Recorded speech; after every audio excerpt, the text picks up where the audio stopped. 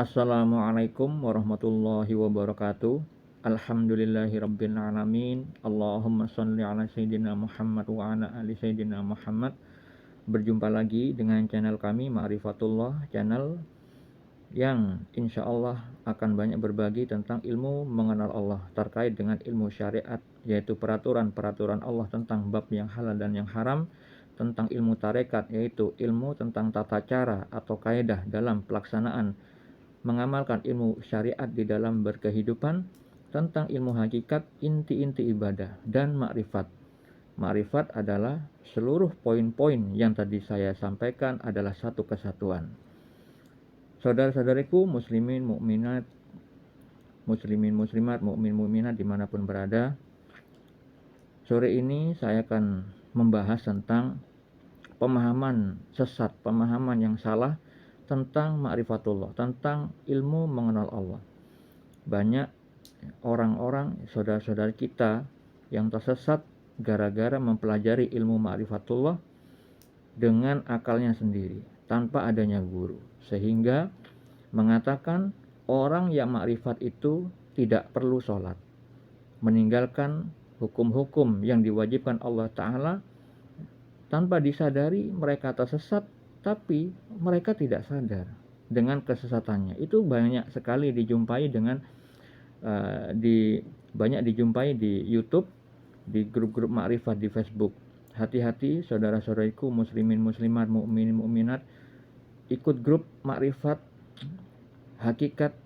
Kalau misalkan Anda hatinya masih kotor, itu pasti mudah terikut arus mereka. Karena apa? Terkadang mereka menyampaikan ilmu yang benar, tapi tercampur dengan yang batil. Jadi kalau misalkan Anda masih seorang yang dalam pencarian, seorang yang menuju suluk kepada Allah, hatinya masih mudah ikut-ikutan pemahaman orang lain, bukan dengan guru yang benar, maka saya sarankan untuk menjauhi, tidak mengikuti grup-grup makrifat, hakikat, dan segala macamnya di Facebook. Melainkan perbanyaklah sholawat. Selain melakukan amal yang wajib yang Allah perintahkan, lakukanlah perbanyak sholawat agar kolbu itu bersih, sehingga ilmu-ilmu Allah yang dinampakkan di segala penjuru di muka bumi ini, Anda bisa temui hakikatnya, hakikat kebenaran yang sebenarnya. Mereka mengatakan orang makrifat itu tidak sholat. Ada juga yang mengatakan sholat itu adalah bagi orang pemula. Ini orang-orang yang tidak memahami ilmu syariat. Padahal orang yang ingin mendapatkan makom, kedudukan makrifat, atau orang yang sudah mengenal Allah, yang biasanya disebut al-arif billah, itu harus mengetahui ilmu syariat terdahulu, yang mana ilmu syariat tersebut harus dipahami dengan benar, harus memiliki guru, pembimbing yang soleh, dan setelah memahami ilmu syariat dengan benar, harus diamalkan di dalam berkehidupan. Lalu akan mendapatkan rasa, mendapatkan hakikat-hakikat ilmu-ilmu tersembunyi dari Allah. Sebagaimana Sultanul Aulia Syekh Abdul Qadir Al-Jilani, wali kutub, mengatakan, lakukanlah hukum-hukum Allah agar apa? Allah memberikan hakikat. Kita harus mengetahui ilmu syariat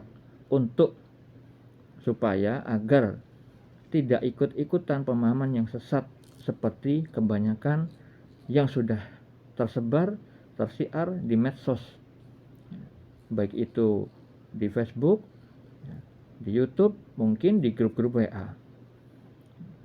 Ilmu syariat yang harus kita ketahui adalah yang ada di dalam Al-Quran, yang mana Allah Ta'ala berfirman tentang siapa orang itu, orang yang disebut bertakwa itu. Orang yang mengenal Allah adalah orang yang bertakwa. Dan ciri-ciri orang bertakwa bisa kita ketemukan ciri-ciri itu di dalam firman Allah di dalam surat Al-Baqarah, dimulai pada ayat yang kedua. Allah Ta'ala berfirman, kitab Al-Quran ini tidak ada keraguan padanya, petunjuk bagi mereka yang bertakwa. Takwa itu maknanya orang yang taat kepada Allah, menjalankan perintah Allah dan menjauhi larangannya. Tentunya bukan secara lahiriah saja, melainkan juga taat secara batiniah, karena Allah Maha teliti, Maha halus, Maha melihat, Maha mengetahui sisi lahir dan batin kita. Di dalam surah Al-Baqarah ayat 3, Allah Ta'ala berfirman, yaitu mereka yang beriman kepada yang gaib, melaksanakan sholat, dan menginfakkan sebagian rezeki yang kami berikan kepada mereka. Jadi kalau misalkan di ayat kedua tadi Allah Ta'ala berfirman bahwa Al-Quran ini adalah hak, tidak ada keraguan padanya. Nah, itu Al-Quran itu adalah petunjuk bagi orang bertakwa. Dan ciri-ciri orang bertakwa itu mereka yang beriman kepada yang gaib.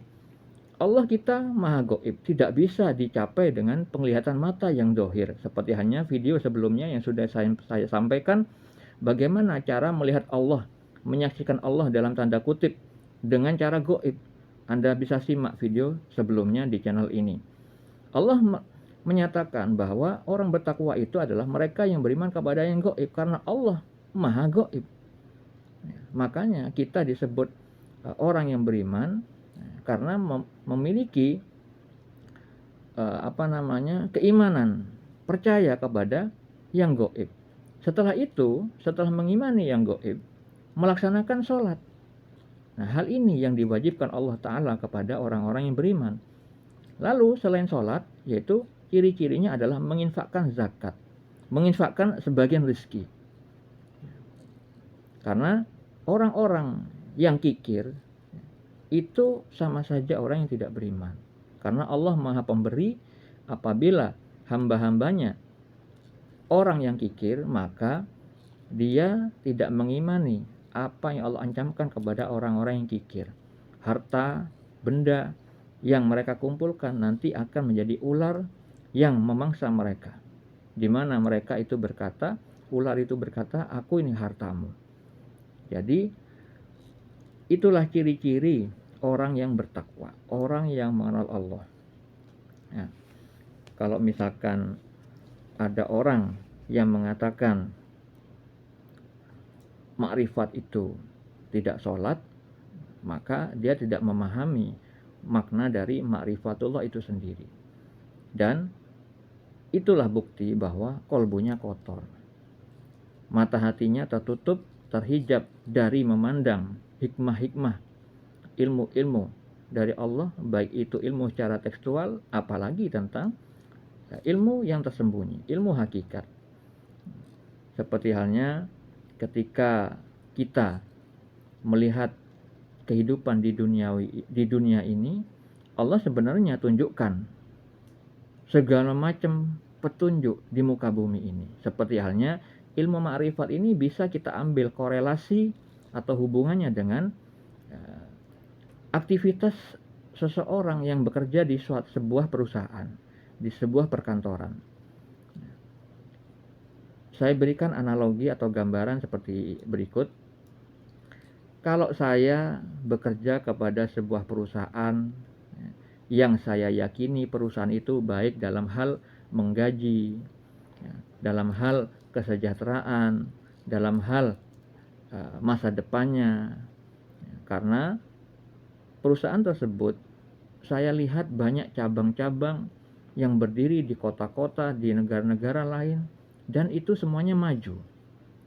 Perusahaan itu dikenal banyak orang, kehebatannya, kemajuannya. Maka ketika saya mengimani perusahaan tersebut adalah baik, saya mencoba melamarnya dengan mengajukan kurikulum vitae, CV saya dimintai KTP dan syarat-syarat yang memang harus saya penuhi yang telah ditentukan oleh perusahaan tersebut. Lalu setelah saya diterima karena kriteria yang diminta oleh perusahaan tersebut itu ada pada diri saya, maka saya diterima, dan akhirnya setelah diterimanya saya menjadi seorang staf, seorang pegawai di perusahaan itu, saya harus mengikuti aturan-aturan yang ada di perusahaan itu. mengerjakan apa yang diwajibkan di dalam perusahaan tersebut. Misalkan saya sebagai staf administrasi, maka saya harus mengerjakan pekerjaan yang berhubungan dengan administrasi yang sudah menjadi tugas kewajiban saya di perusahaan tersebut dengan jabatan seorang staf admin. Sebab kalau tidak, perusahaan pasti menghukum saya, bisa jadi saya dipecat. Apalagi kalau misalkan saya berbuat bohong, mendustai perusahaan tersebut, menyampaikan suatu berita bohong tentang perusahaan tersebut, padahal saya tidak tahu menahu tentang perusahaan tersebut. Nah, itu adalah contoh gambaran apabila makrifat itu dikatakan tidak sholat, terus dikatakan dia adalah orang yang mengenal Allah. Mengenal Allah itu artinya orang yang memahami peraturan-peraturan Allah, baik itu tentang ilmu syariatnya, tentang af'alnya atau keputusan-keputusan Allah, ketentuan Allah, perbuatan-perbuatan Allah, asma-asmanya, nama-namanya, dan sifat-sifatnya. Jadi kalau misalkan kita disebut orang ma'rifatullah, orang yang mengenal Allah, harus memahami ilmu tentang peraturan-peraturan Allah itu. Yang mana analogi yang tadi saya gambarkan, saya sebagai orang yang meyakini perusahaan itu baik. Itu adalah analogi dari ketika seorang manusia ingin mencari kebenaran, Tuhan alam semesta yang benar itu yang mana, lalu ada kabar bahwa Allah Subhanahu wa taala yang sebagai pencipta yang benar, pencipta alam semesta yang benar. Ketika orang itu sudah mengimani, maka syaratnya harus mengucapkan kalimat syahadah, meyakini bahwa Allah itu Esa dan meyakini Nabi Muhammad adalah Rasulullah, Rasul Allah. Setelah syarat itu diterima, maka syarat yang kedua adalah seorang muslim itu harus menjalankan perintah, syariat-syariat, peraturan-peraturan yang memang Allah wajibkan sebagaimana orang muslim, yaitu yang tadi saya sebutkan di dalam surat Al-Baqarah ayat 3. Setelah mengimani yang gaib, mempercayai Allah itu pasti tidak pernah berdusta, tidak pernah menzalimi hamba-hambanya, Maha Kuasa, Maha Esa, Maha Pengasih, Maha Penyayang. Maka setelah itu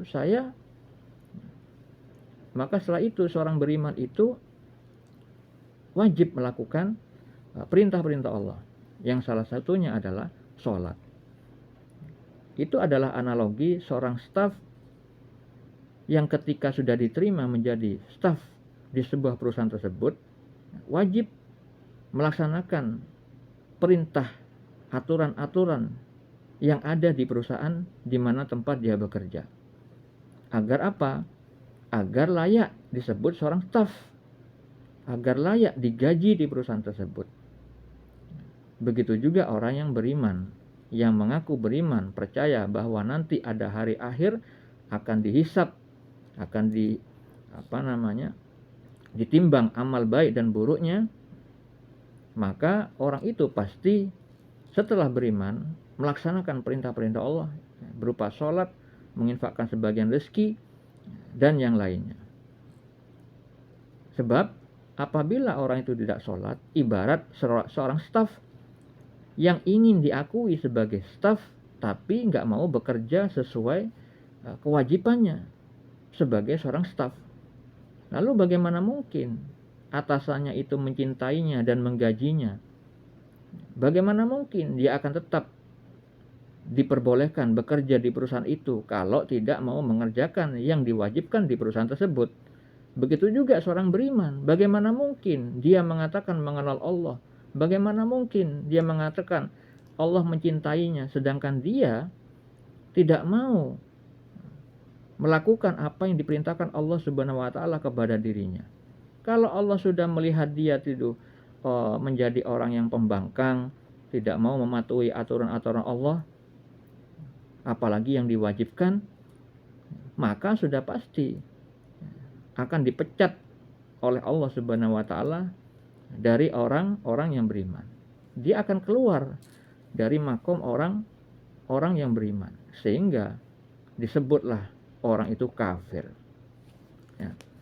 Oleh karena itu, Nabi Muhammad SAW bersabda tentang orang yang meninggalkan sholat itu, di mana beliau bersabda di dalam hadis riwayat Muslim nomor 82 dari Jabir radhiyallahu anhu, ia berkata bahwa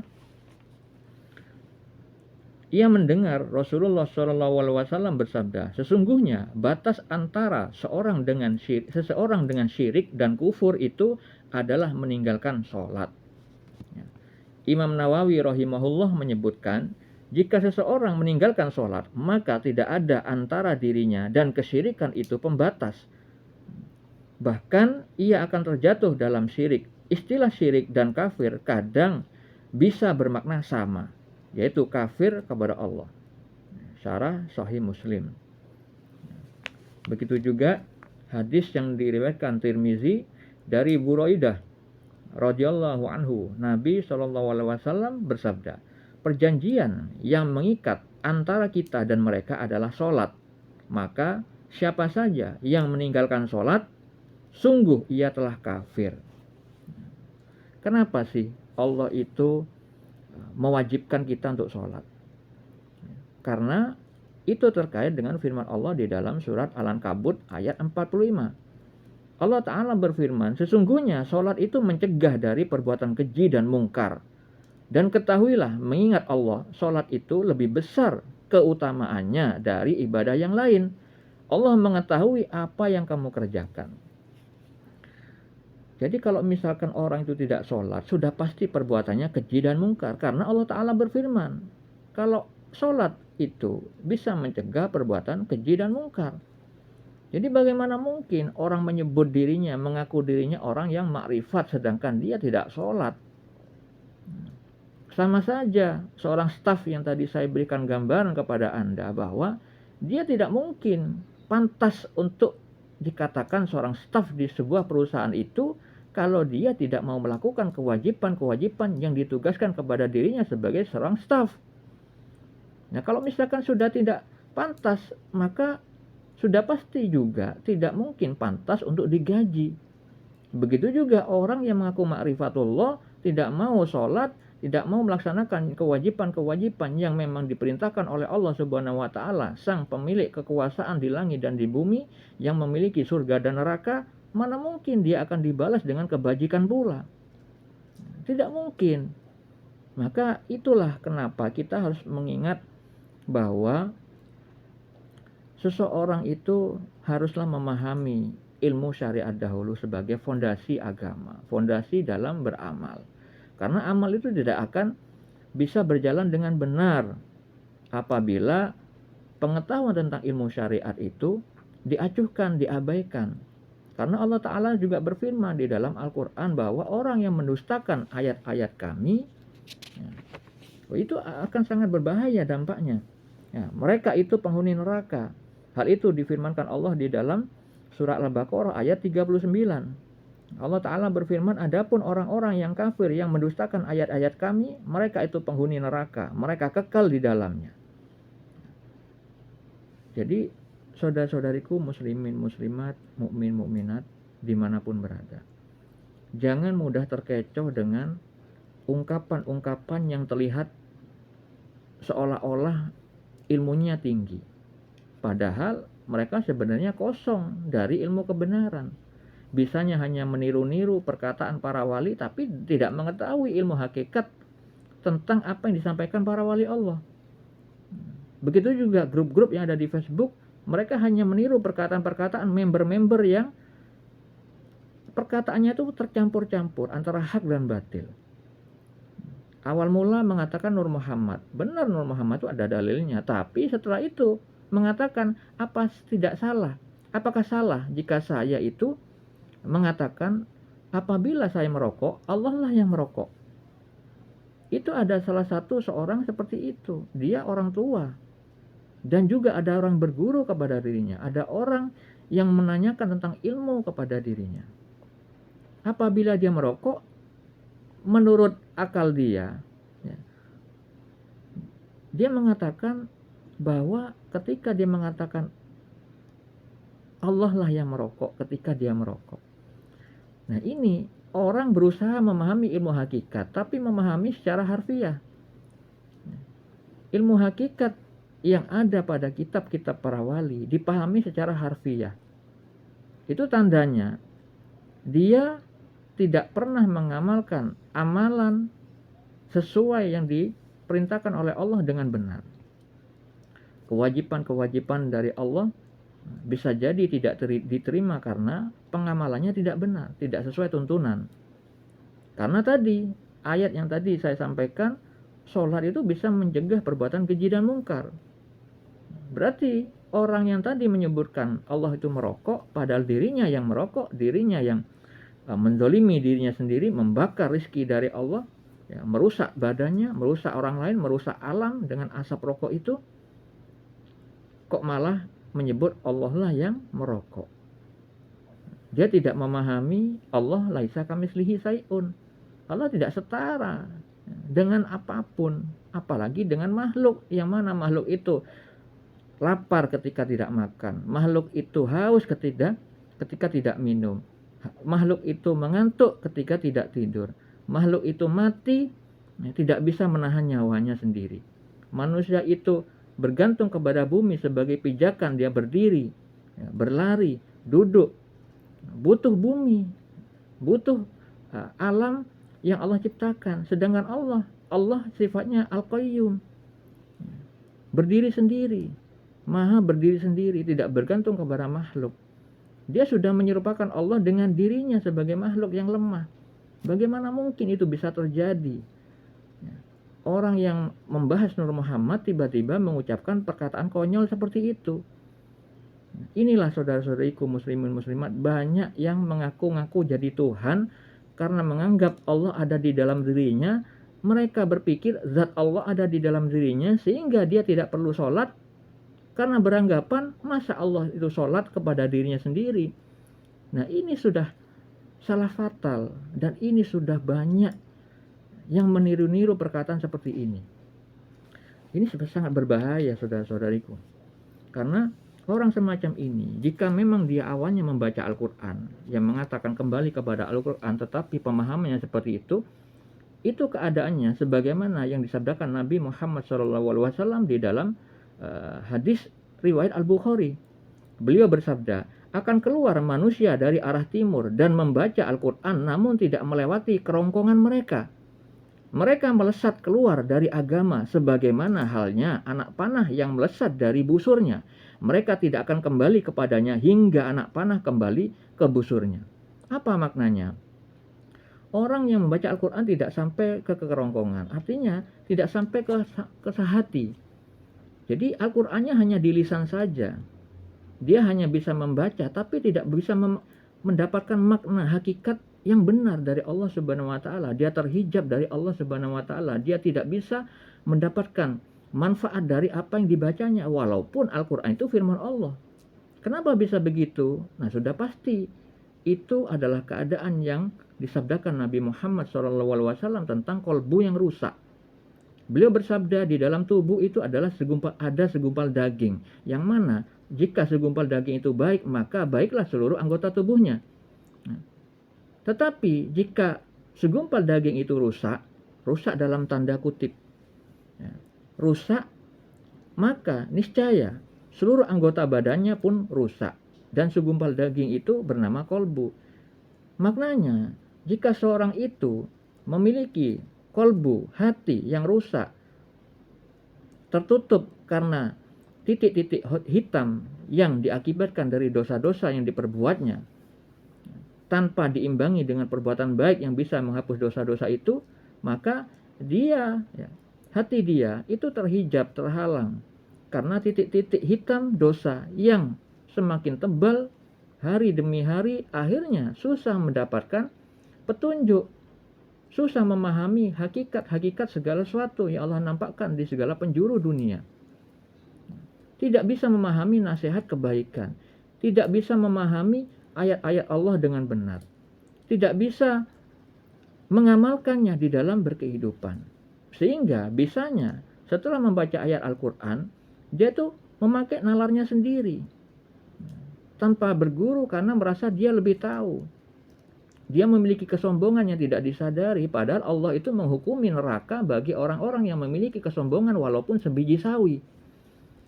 Akhirnya setelah begitu, Rasul bersabda, mereka melesat keluar dari agama. Ya, bisa jadi orang itu kafir, murtad tanpa disadari karena perkataannya yang dianggap sepele, ya, menafsirkan Al-Quran dengan semaunya dia, sesuai hawa nafsunya. Akhirnya dia layaknya anak panah yang melesat dari busulnya. Mudah sekali keluar dari agama karena perkataannya, karena perbuatannya yang tidak disadari, tapi setan telah mengelabui dia seolah-olah tindakannya itu benar. Seringkali Allah berfirman di dalam Al-Quran, ada orang tersesat itu, ya, tapi tidak tahu bahwa dirinya tersesat. Mereka berbuat kerusakan, dianggapnya dia berbuat baik. Allah juga berfirman bahwa ketika ada orang yang mendustakan ayat-ayat Allah, maka Allah buat mereka binasa secara bertahap. Sehingga dia itu sesat, tapi caranya tidak mereka ketahui.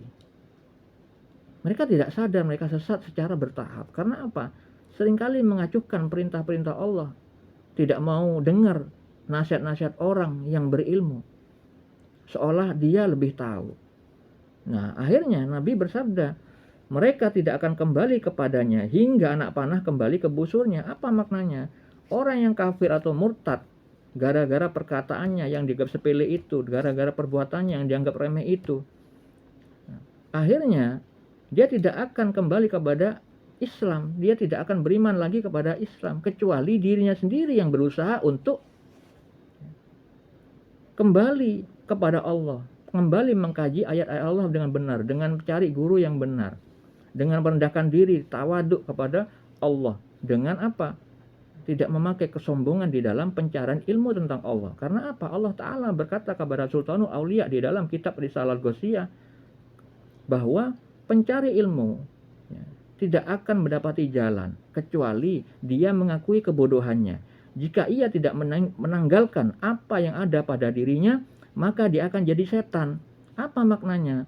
Orang yang masih dalam pencarian ilmu, orang yang masih awam tentang Allah, tentang syariatnya, tentang perbuatannya, tentang asmanya, tentang sifat-sifatnya, dia memakai cara kesombongan, takabur, merasa lebih baik, merasa lebih tahu daripada orang lain. Padahal Allah berfirman di dalam Al-Quran, di setiap orang yang mengetahui itu ada orang yang lebih mengetahui.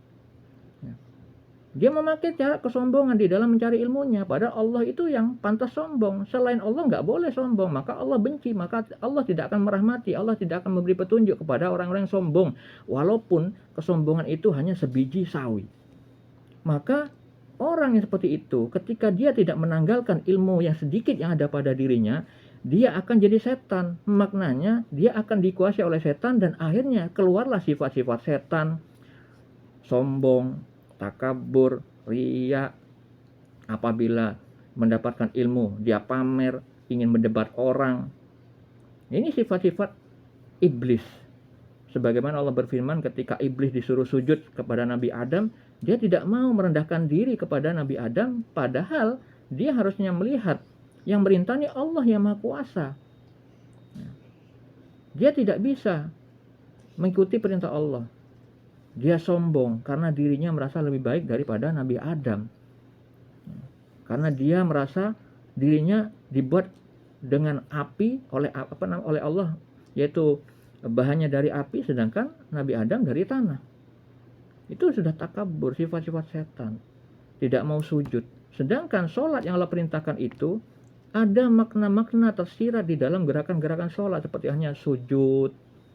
Itu menandakan orang itu taat, tunduk, patuh, merendahkan diri di depan Allah. Makanya kepalanya itu ditundukkan sampai menempel kepada dasar bumi yang paling bawah. Yang biasanya pada umumnya kepala itu ada ke atas, tapi di dalam gerakan sholat, salah satu gerakan sholat adalah sujud. Ya. kepalanya ditundukkan ke bawah hingga menempel ke dasar tanah. Ini adalah suatu gerakan ketundukan, kepatuhan, kerendahan.